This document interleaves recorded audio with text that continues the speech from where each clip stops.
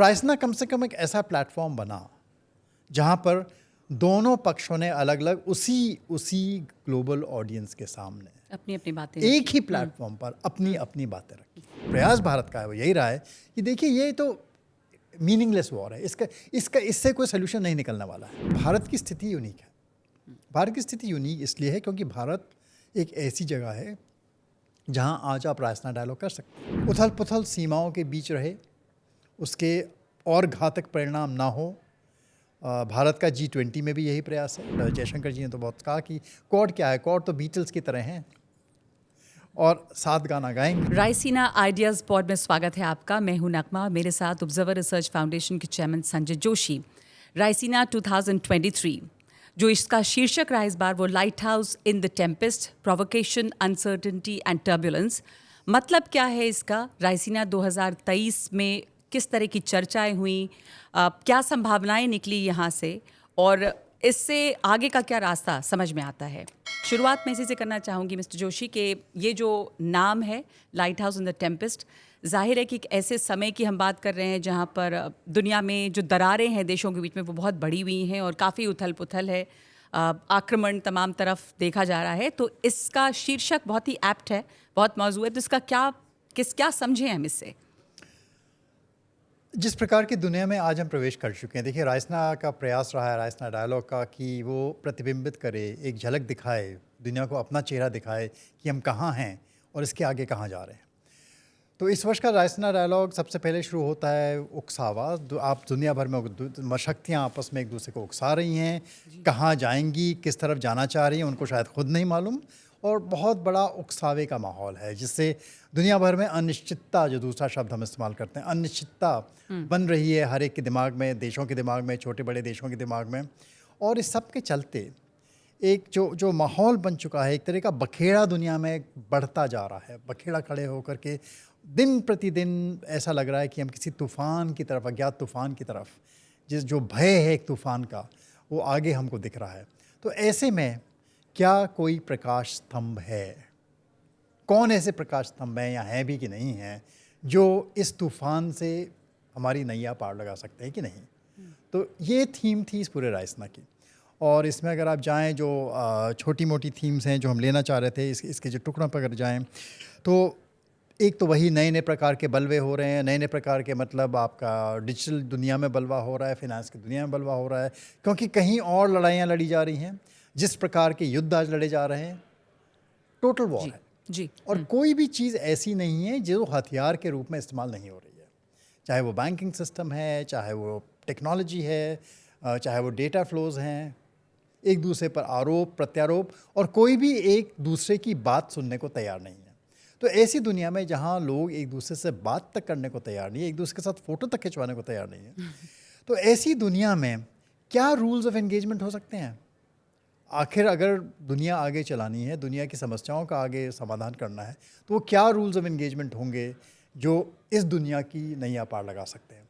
तो इसी बारे में चर्चाएं, एक तो जो सबसे बड़ी चीज़ मेरे ख्याल से रायसीना के बारे में है और जो हम करने का प्रयास करते हैं कि ये एक ऐसा प्लेटफॉर्म है, न्यूट्रल प्लेटफॉर्म है, यहाँ पर हम हर प्रकार के व्यक्ति को आवाज़ देते हैं। चाहे आपको उसकी बात पसंद आए या ना आए, पर आपको सुननी पड़ेगी। तर्क का उत्तर तर्क से दीजिए, झगड़ के मत दीजिए। तो यही हमारा प्रयास रहता है।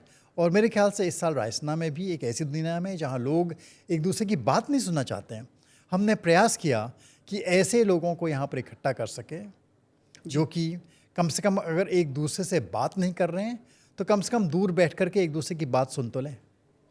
और कितना सफल हुआ, चूँकि अब हम लोग ये देख रहे हैं कि रायसीना रैप अप की 2-3 दिन का जो रायसीना डायलॉग का सेशन था वो अपने आखिरी चरण पे है।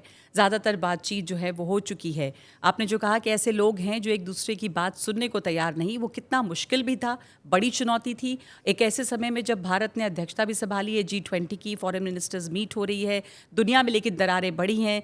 यहाँ पे रूस की मौजूदगी, अमेरिका की मौजूदगी, ये तमाम चीज़ें यहाँ पे थीं।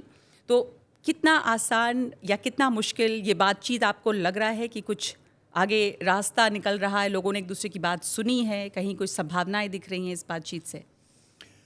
संभावनाएं तो आगे दिखेंगी, लेकिन यहाँ पर जो मेरे ख्याल में हुआ है, जैसा मैं कह रहा था कि नए नए प्रकार के बलवे दुनिया में फंसे पड़े हैं, कुछ ना कुछ होता रहता है। शक्तियाँ हैं जो देखिए दुनिया का नक्शा बदलना चाहती हैं, दुनिया का भौगोलिक नक्शा बदलना चाहती हैं, ना सिर्फ भौगोलिक नक्शा बदलना चाहती हैं, उनका प्रयास है कि दुनिया का चरित्र और जो आकांक्षाएं हैं सभी बदल डाली जाए एक साथ। तो जब ऐसा एक मंथन का समय आ रहा है दुनिया में, जब कई तरह की आवाज़ें निकल रही हैं और ये सब परिवर्तन करने में लगे हुए हैं, इसी तरफ धक्का देने की कोशिश कर रहे हैं, तो ऐसे में उथल पुथल तो होनी ही है और उथल पुथल संभावित ही है। जी। उथल पुथल सीमाओं के बीच रहे, उसके और घातक परिणाम ना हो। भारत का G20 में भी यही प्रयास है कि कहीं ना कहीं एक तरीके से कहीं तो ये मामला सिलसिला थमे। जी। यहाँ पे एक बहुत चर्चा प्रेस में भी और तमाम जगहों पे रशियन फॉरेन मिनिस्टर लावरोव की रही। आपकी उनसे बहुत दिलचस्प बात हुई और उन्होंने आपसे ही ये तमाम सवालों के जवाब दिए। बहुत आक्रामक दिखे वो। उन्होंने रूस का नज़रिया दुनिया के सामने इस प्लेटफॉर्म से रखा कि कैसे जो यूक्रेन में तमाम तकलीफ़ परेशानी या दुनिया जो इस मुसीबत को अब झेल रही है रशिया और यूक्रेन के युद्ध को लेकर, वो रशिया की वजह से नहीं है। कैसे रूस लगातार चेतावनी दे रहा था कि पश्चिम जो है वो उसे मजबूर ना करे, लेकिन पश्चिम ने मजबूर किया और ये रूस की कोई गलती नहीं है। तो इस बात को उन्होंने बहुत मजबूती से रखा, आक्रामक तरीके से रखा। वहाँ पर सवालों के तमाम जवाब उन्होंने दिए या कुछ ऐसे सवाल भी थे जिससे वो बचते रहे? देखिए, रायसीना में जैसे मैं पहले कहा कि हमने किसी की आवाज़ रोकी नहीं। अगर आप एक तरफ लावरोव की बात करते हैं तो सबसे पहले जो उससे सवेरे का सेशन था वो था क्वाड स्क्वाड जी, जो चौकड़ी बनी है क्वाड देशों की कुछ सालों में। देखिए, अभी तक रायसीना में बड़ी चीज़ है कि सिर्फ क्वाड के जो एडमिरल्स थे आकर के बात करते थे, नेवल फोर्सेस आकर के बात करते हैं और हर साल आप उनकी चर्चाएं सुनते रहते थे कि क्वाड एक मैरीटाइम डोमेन में कहाँ कहाँ जा रहा है। ये पहली बार है कि चारों क्वाड देश के फॉरेन मिनिस्टर्स, विदेश मंत्री एक प्लेटफॉर्म पर बैठ करके, और कुछ साल पहले बड़ी झिझक होती थी इन लोगों में कि आपस में एक साथ बैठ करके दुनिया के सामने क्वाड का नज़रिया रखें जी। इस बार रायसीना में सबसे पहले वो सामने आया कि हाँ, क्वाड एक शक्ति है, क्वाड एक ताकत है और क्वाड किस तरह की ताकत है ये भी बहुत स्पष्ट किया उन्होंने। हमारे बल्कि फॉरेन मिनिस्टर जयशंकर जी ने तो बहुत कहा कि क्वाड क्या है, क्वाड तो बीटल्स की तरह हैं और साथ गाना गाएंगे। और जापान के विदेश मंत्री ने उसी पर चुटकी ली कि वो इतने सशक्त हैं कि साथ भी गा सकते हैं, अकेले भी गा सकते हैं, अंतर नहीं पड़ता है क्योंकि एक दूसरे को शक्ति दे रहे हैं और किस तरीके से एक प्रयास कर रहे हैं कि इस दुनिया में कहीं ना कहीं ऐसा ना हो कि जो नियम हैं उनका सुविधा अनुसार पालन। हम कैसे ऐसी दुनिया बनाएं। देखिए, हर शक्ति से गलती हुई है। आपने लावरोव की बात की, लावरोव ने कुछ चीज़ें कही, उन्होंने ये कहा कि सब देश गलती करते आए हैं, सुविधा अनुसार उन्होंने अपने अपने नियमों का पालन किया है। जहाँ तक सॉवरेंटी का सवाल है, दूसरे देशों पर आक्रमण का सवाल है, उनका कहना यही था कि जब हम करते हैं तब आप हमको बोलते हो, लेकिन दूसरा जब करता है उसको आप लोग नहीं करते। तो लावरोव ने यही कहने का प्रयास किया। लेकिन जो मुख्य प्रश्न लावरोव से था, ये तो नहीं है कि सब चोरी करेंगे तो मैं भी चोरी करूँगा। और अगर अमेरिका ने यूनिलैटरल एक्शन लिए, चाहे वो अफ़गानिस्तान में हो, चाहे वो इराक में हो, उनके परिणाम बहुत स्पष्ट हैं। नुकसान किसको हुआ? आज अगर शक्ति किसी की कम हुई है, किसकी हुई है? अमेरिका की हुई है। तो ये यूनिलैटरल एक्शन से कोई फ़ायदा ना अमेरिका को ना किसी को हुआ। 20 साल बर्बाद किए अफ़गानिस्तान में जी, और उसके बाद उसको पीछे हटना पड़ा। रूस खुद, और प्रश्न उनसे स्पष्ट पूछा गया था कि रूस खुद अफ़गानिस्तान में फंस चुका था। तो यूरोप में चलिए जो भी झगड़े आपके हैं, पर ये जितने भी आपके विवाद हैं, चाहे वो मिन्स्क एग्रीमेंट के ऊपर चल रहा हो, चाहे वो यूक्रेन में जो आपके जातीय समस्या है, रूसी और यूक्रेनियों के अस्तित्व का सवाल है, उसकी आप बात उठाते हैं, इनका समाधान बमों के ज़रिए नहीं हो सकता है। और जो प्रयास किया जा रहा है, जो अमेरिका ने प्रयास किया, चाहे उसको आप कुछ भी नाम दीजिए, आप कह दीजिए ऑपरेशन एंड्योरिंग फ्रीडम, आप उसको नाम दे दीजिए स्पेशल मिलिट्री ऑपरेशन, या उसको युद्ध बोल दीजिए, आप नाम कुछ भी दे दीजिए, नाम पर झगड़ा नहीं है। लेकिन आप किसी भी देश के दिलो दिमाग पर अगर कब्ज़ा करना चाहते हैं, अगर उनका हृदय परिवर्तन करना चाहते हैं, अपनी बात समझाना चाहते हैं, तो वो उन पर बम बरसा के तो नहीं समझाई जा सकती है। तो प्रश्न बड़ा स्पष्ट था कि भारत, हम भी रहते हैं, हम एक ऐसे इलाके में रहते हैं, हमारा देश ऐसी जगह स्थित है जहाँ हमारे नेबर्स भी हैं वो किससे दोस्ती करेंगे, अब हमारा कंट्रोल उन पर तो है नहीं, उनके अपने परसेप्शंस हैं, पर उसको लेकर के हम उनसे युद्ध तो नहीं लड़ते। ऐसा तो नहीं कि फ़ौज भेज करके उन पर हमला करना शुरू कर देंगे कि तुम्हारे मुझे दोस्त पसंद नहीं है। तो चीन के सवाल पे वो उन्होंने कोई जवाब स्पष्ट दिया नहीं वो कि चीन क्या करता है। वो देखिए, वो उनको जो कहना था, जो चीज़ जो भड़ास वो पश्चिमी देशों पर बाहर जा कर के नहीं निकाल सकते थे, तो उन्होंने यहाँ निकाली। जो जो उनके जो ग्रीवांसेस थे उन्होंने सारे सामने रख दिए, लेकिन वो ग्रीवांसेस नए नहीं हैं। और जैसा मैंने कहा कि वास्तव में आपस में दोनों पक्षों के बीच में बातचीत दुनिया में संभव नहीं हो रही है। तो रायसीना कम से कम एक ऐसा प्लेटफॉर्म बना जहाँ पर दोनों पक्षों ने अलग अलग उसी ग्लोबल ऑडियंस के सामने अपनी अपनी बातें एक ही प्लेटफॉर्म पर अपनी अपनी बातें रखी। जी, तो ये अपने आप में एक बहुत बड़ी सफलता मैं कहूँगा कि रायसीना डायलॉग के ये लिए ज़रूर अपने आप में एक कामयाबी है, एक सफलता है, पर उन दोनों ने जो अपनी अपनी बात रखी उसमें कहीं कोई ये गुंजाइश दिखती है कि एक दूसरे की बात को वो कुछ समझ रहे हैं। जितना आक्रामक रूस नज़र आया, उन्होंने अपनी बात रखी, और जैसा आपने सही कहा कि अगर किसी ने कोई गलती की, इसका मतलब नहीं आप भी वही गलती दोहराए हैं। दो गलत एक सही नहीं बनाता, पर रूस ये मानने को तैयार नहीं। रूस ने कहा कि लोग दुनिया शांति, जब अफगानिस्तान हो रहा था, लिबिया हो रहा था, उन्होंने कहा कि ये जंग जो है वो हर चीज़ जो रशियन है यूक्रेन में उसके खिलाफ है। तो दिखता है कि कहीं कोई संवाद हो, आगे भी ये कोई रास्ता निकल नहीं रहा है अमेरिका और रूस के बीच। कहना ये कि संवाद हो रहा था, संवाद रुक गया शुरू के दिनों जी। में, ये भी लैवरोव ने कहा। तो वापस अंततः देखिए, और मेरे ख्याल से रूस को भी ये चीज़ अच्छी तरह समझ आ जानी चाहिए कि लड़ाई ये कितने साल चलेगी और किसको नुकसान होगा। जी, अंततः युद्ध का कोई ना कोई एक एंड गेम तो होना है। वो क्या एंड गेम है? और दोनों पक्षों को, अगर अमेरिका ये सोचता है कि रूस की शक्ति बिल्कुल ख़त्म करने पर अपने आप एंड गेम हो जाएगा, तो वो भी गलती कर रहा है। और अगर रूस ये सोचता है कि वो यूक्रेन पर कब्जा कर ले, आज तो संभावना है ही नहीं। और यूक्रेन में जो आज आप देख रहे हैं, जिस तरीके से लोग आए हैं, देखिए जितनी बमबारी रूस करता है, उतनी ही शक्ति से वहाँ के लोग, हर जगह ऐसा होता है। देखिए सेकेंड वर्ल्ड वॉर में ग्रेट ब्रिटेन में भी यही हुआ था।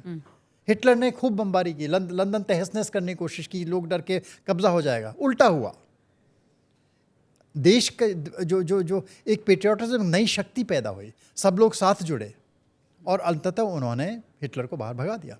तो यही युद्ध का अंत यही होता है। और हमने देखा, चाहे वियतनाम हो, चाहे अफगानिस्तान हो, चाहे इराक हो, जो अग्रेसर देश है उसको वहाँ से अंततः छोड़ के भागना पड़ा है। आप किसी देश पर ऐसे कब्जा नहीं कर सकते। तो किसी के भी पक्ष में या किसी के भी हित में नहीं है कि ये युद्ध चले। और भारत बार बार यही कहता रहा है, जो प्रयास भारत का है वो यही रहा है कि देखिए ये तो मीनिंगलेस वॉर है, इससे कोई सोल्यूशन नहीं निकलने वाला है। सोल्यूशन तो आपको बैठ करके निकालना पड़ेगा। आप किस दिन बैठोगे, कैसे बैठोगे, किस दिन आप सोचोगे कि बात करके हल निकाला जाए, बहुत लड़ाई हो गई, वो दिन कब आएगा? और ये कौन तय करेगा कितनी तबाही लोग कितनी झेलेंगे? तबाही लोग झेलेंगे इसके पहले? उसके पहले कि आप ये तय करें कि अब आपको बातचीत बिल्कुल, करनी है। बिल्कुल। अब बड़े टेक और बातचीत करनी है। जी बातचीत के अलावा युद्ध का समाधान नहीं है। जी जी, तो ये शर्त है कि ये दोनों देश और बड़े देश जो इसमें इन्वॉल्व हैं वो समझें इस बात को। एक और मल्टीलैटरलिज्म पे मैं आपसे सवाल समझना चाहती हूँ कि यहाँ पे मीनाक्षी लेखी ने भी चर्चा की कि भारत कैसे एक बहुत ही यूनिक स्थिति में है जहाँ वो तमाम अनिश्चितताओं के बीच का एक पुल बन सकता है, अ bridge between all the uncertainties. और जो मल्टीलैटरलिज्म है उसमें रिफॉर्म्स की ज़रूरत है, क्योंकि जो मौजूदा शक्ल में है वो नाकाम रहा है। तो उसके बारे में क्या मुख्य बातें रहीं या किस तरह के सुझाव रहे, और भारत का रोल और भारत कैसे यूनिकली प्लेस्ड है इसमें रिफॉर्म लाने के लिए और एक पुल का काम करने के लिए?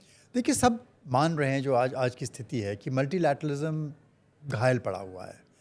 और जो युद्ध चल रहा है, जो ऑल आउट वॉर हो रहा है, उसमें कई प्रकार से घायल हो चुका है और आने वाले समय में और भी घायल होगा। तो मल्टीलैटरलिज्म अगर सर्वाइव करना है, तो जो बड़ी ताकतें हैं जो आज युद्ध में रत हैं, उनके चलते मल्टीलैटरलिज्म रिवाइव नहीं होगा। और किन देशों का हित है मल्टीलैटरलिज्म में? छोटे देशों का।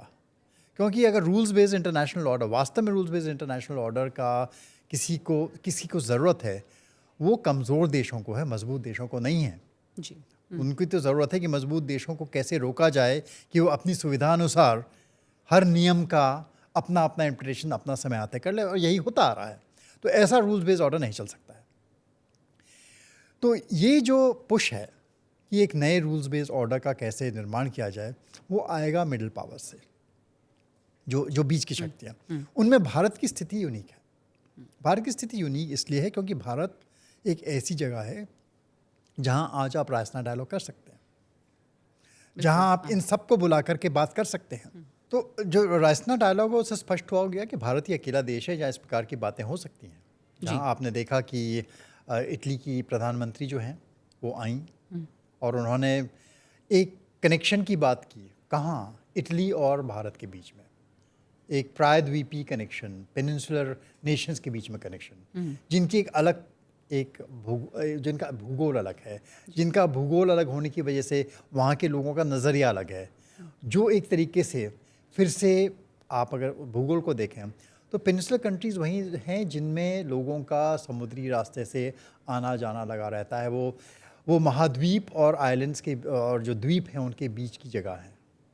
तो ऐसी जगह में जहाँ लोगों का मंथन होता है, मिलना होता है, तरह तरह के लोग आते हैं, ऐसे में ही वास्तव में सिविलाइजेशंस डेवलप होती हैं, बढ़ती हैं, पनपती हैं, उनकी अपनी आइडेंटिटी होती है। और वही उन्होंने बात की, देखिए कि वहाँ पे लक्ष्मी पोम्पई में मिली।